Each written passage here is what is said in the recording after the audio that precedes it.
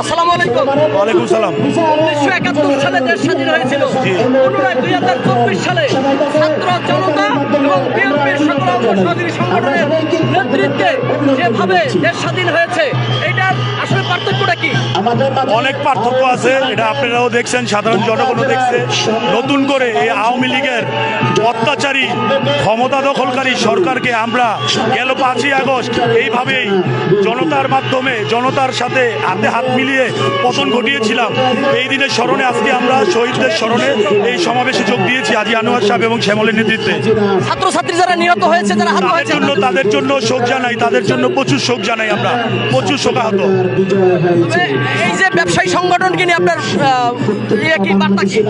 হাজী আনোয়ার সাহেবকে আমরা বারবার, যতদিন আল্লাহ ওনার দুনিয়া রাখছে, বারবার ওনার মতো ত্যাগী লোক চাই।